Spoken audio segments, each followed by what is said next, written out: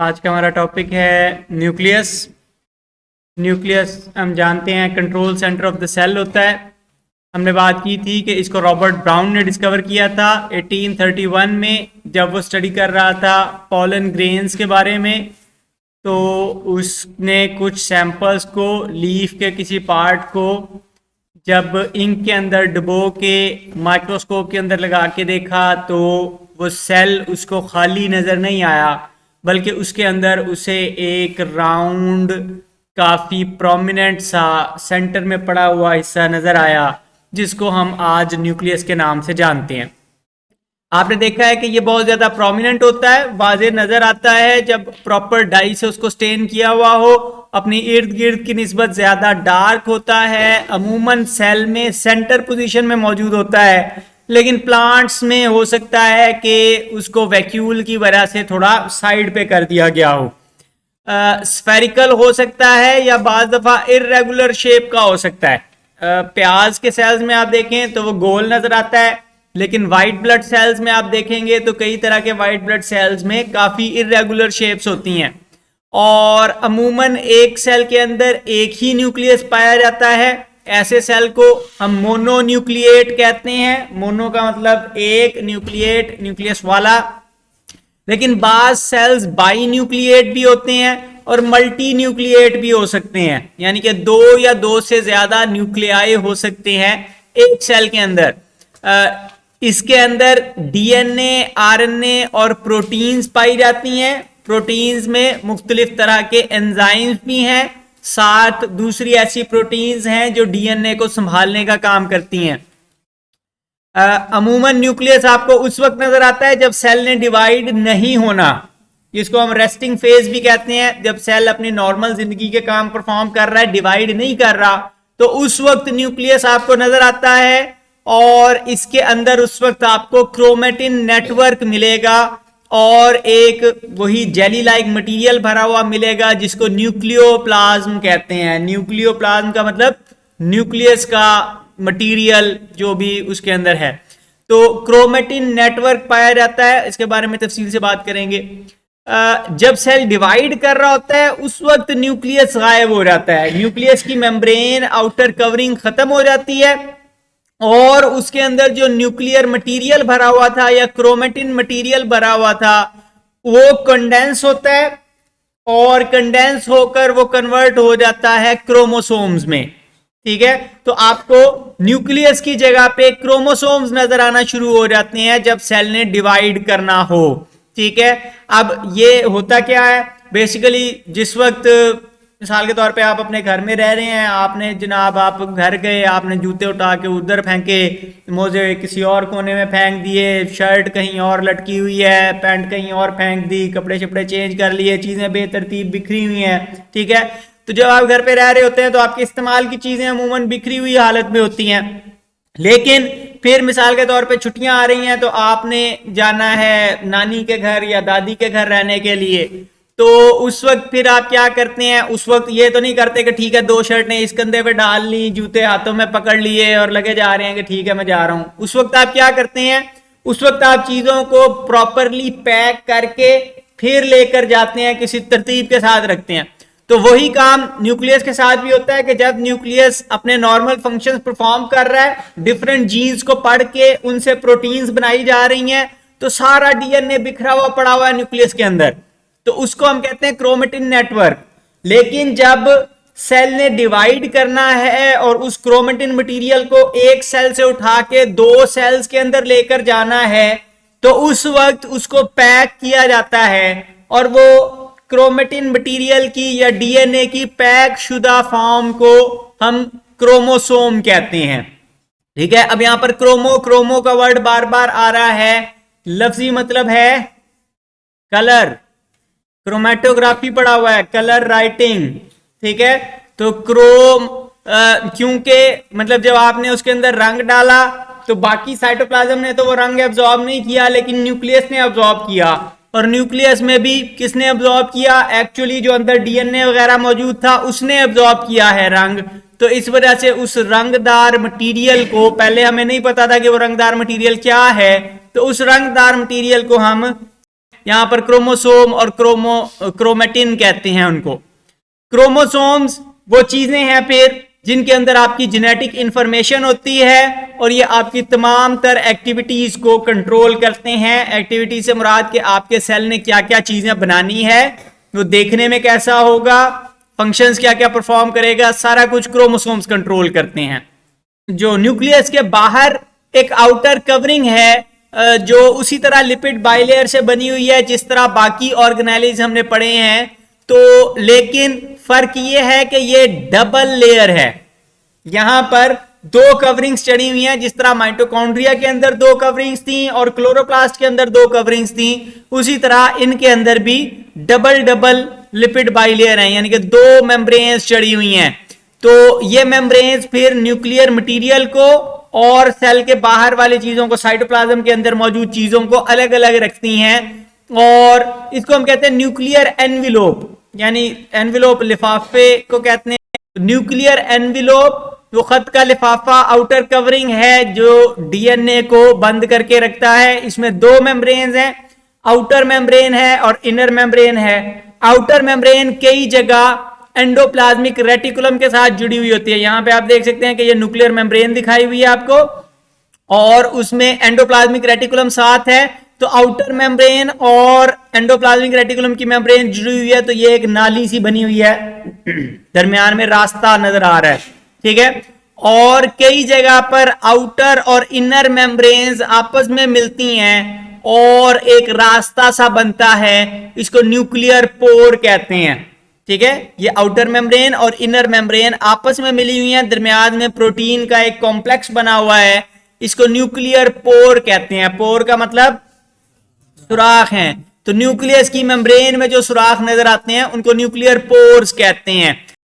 तो nuclear pores basically control करते हैं, प्रोटीन के बड़े बड़े से गेट्स हैं और ये कंट्रोल करते हैं कि किस चीज ने सेल के अंदर जाना है, किस चीज ने न्यूक्लियस के अंदर जाना है, किस चीज ने न्यूक्लियस से बाहर आना है, ठीक है। तो साइटोप्लाज्म और न्यूक्लियोप्लाज्म के दरमियान एक्सचेंज ऑफ मटेरियल्स को कंट्रोल करते हैं। इनकी तादाद वेरिएबल होती है। ऐसे न्यूक्लियस जो धड़ाधड़ बहुत सारी चीजें बना रहे हैं, मिसाल के तौर पे मैसेंजर आरएनए बना रहे हैं, बहुत सारा काम कर रहे हैं, उनके अंदर न्यूक्लियर पोर्स ज्यादा होंगे, रास्ते ज्यादा होंगे, ताकि वो जो इतना सारा मटेरियल बन रहा है वो आसानी के साथ साइटोप्लाज्म तक जा सके। लेकिन जो सेल्स को बहुत ज्यादा चीजें, प्रोटीन्स वगैरह नहीं बना रहे होते, उनके अंदर फिर न्यूक्लियर पोर्स भी अमूमन कम होते हैं। मिसाल के तौर पे एग के सेल्स हैं तो उनके अंदर 30,000 न्यूक्लियर पोर्स हो सकते हैं एक न्यूक्लियस की मेम्ब्रेन में, ठीक है। यानी कि बहुत सारे 30,000 दरवाजे हैं एक न्यूक्लियस के अंदर।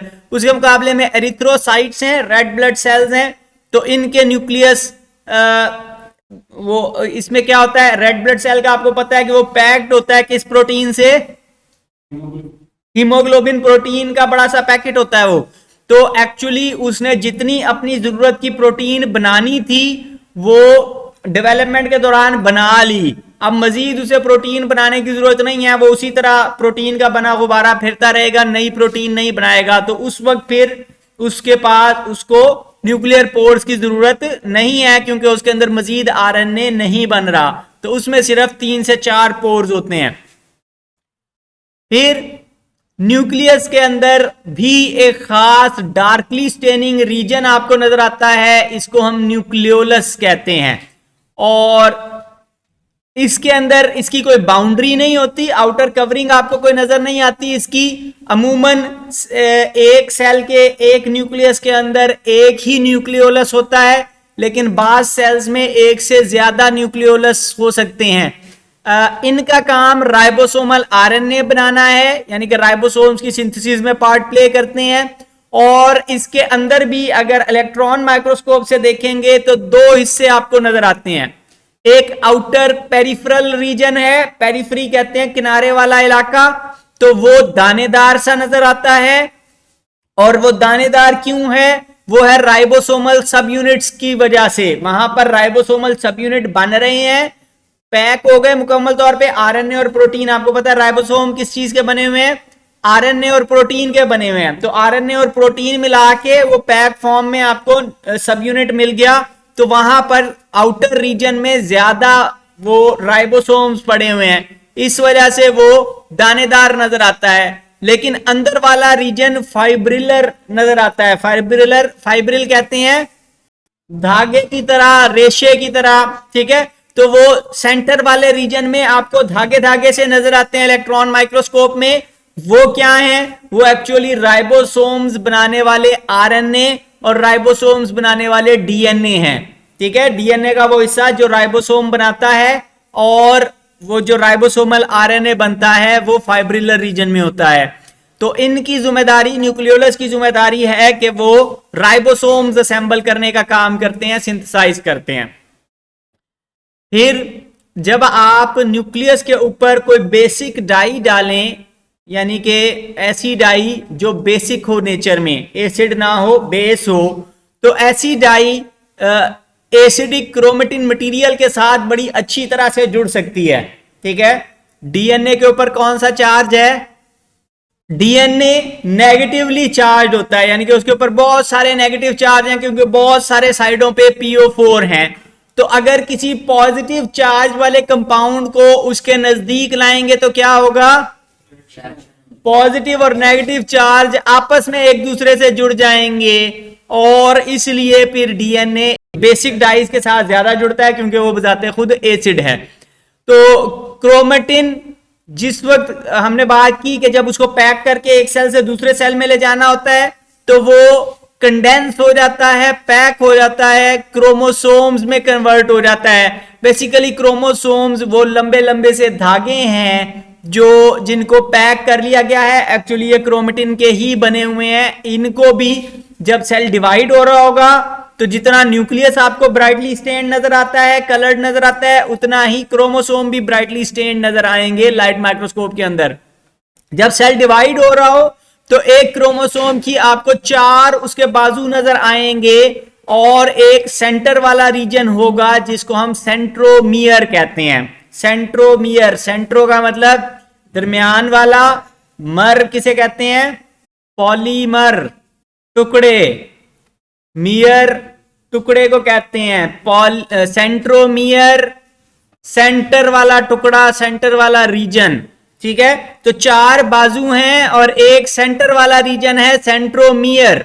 तो सेंट्रोमियर वो इलाका है जहां पर स्पिंडल फाइबर्स अटैच होते हैं, यानी कि जिस वक्त सेल ने डिवाइड करना है उस वक्त वो दोनों तरफ से धागों से जुड़ता है, फिर वो धागे उसको पकड़ के खींचते हैं सेल डिवीजन के दौरान, और यहां पर ही फिर वो दोनों बाजू, चारों बाजू आपस में आकर मिलते हैं। तो क्रोमेटिड्स आपस में यहां से जुड़े हुए हैं।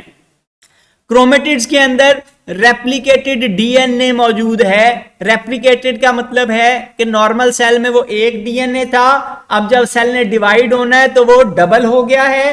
एक हिस्सा एक सेल में जाएगा, दूसरा हिस्सा दूसरे में जाएगा, तो डुप्लीकेटेड डीएनए है ये।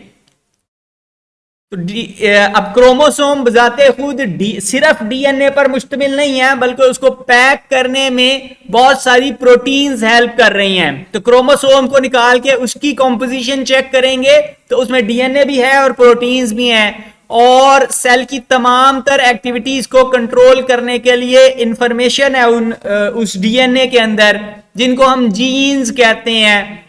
और ये जीन एक सेल से 2 सेल्स में और एक जनरेशन से अगली जनरेशन तक इंफॉर्मेशन को लेकर जाती हैं। हमेशा जब सेल डिवाइड करता है तो नंबर ऑफ क्रोमोसोम्स कांस्टेंट रहता है, और एक स्पीशीज के तमाम इंडिविजुअल्स के अंदर नंबर ऑफ क्रोमोसोम सेम होगा। फिर इसी तरह उनके किसी इंडिविजुअल के तमाम सेल्स को चेक कर लें तो उनमें भी नंबर ऑफ क्रोमोसोम सेम होगा। जनरेशन आफ्टर जनरेशन भी नंबर ऑफ क्रोमोसोम सेम रहता है। अलबत्ता जर्म सेल्स के अंदर नंबर ऑफ क्रोमोसोम्स हाफ हो जाता है। जर्म सेल कहते हैं एग और स्पर्म सेल्स जिन्होंने आगे जाकर अगली नस्ल बनानी है, तो उनके अंदर नंबर ऑफ क्रोमोसोम्स हाफ हो जाता है। इसको हम कहते हैं हैप्लॉइड नंबर, ठीक है। हैप्लॉइड नंबर में एग और स्पर्म दोबारा से जब आपस में मिलते हैं तो एन और एन आपस में मिलते हैं और 2n नंबर वापस रीस्टोर हो जाता है। इस 2n को हम डाइप्लॉइड नंबर कहते हैं। डाइप्लॉइड 2 सेट ऑफ क्रोमोसोम्स हैं। तो बॉडी के जो नॉर्मल आपकी बॉडी के सेल्स हैं उनको हम सोमैटिक सेल्स कहते हैं, ठीक है। ओवरऑल जिन सेल से आपकी बॉडी बनी हुई है ये सोमैटिक सेल्स कहलाते हैं। सोमा का लफ्जी मतलब बॉडी होता है, और कई जगहों पे आएगा मसलन क्रोमोसोम, कलर वाली बॉडीज, ठीक है। तो सोमैटिक का मतलब बॉडी है। और जर्म सेल्स वो चंद सेल्स हैं आपकी बॉडी के जिन्होंने अगली जनरेशन तक जाना है, एग या स्पर्म हो सकते हैं, तो वो उनके अंदर नंबर ऑफ क्रोमोसोम वक्ती तौर पे हाफ कर दिया जाता है ताकि जब 2 जर्म सेल्स आपस में मिलें तो डाइप्लॉइड नंबर रिस्टोर हो जाए।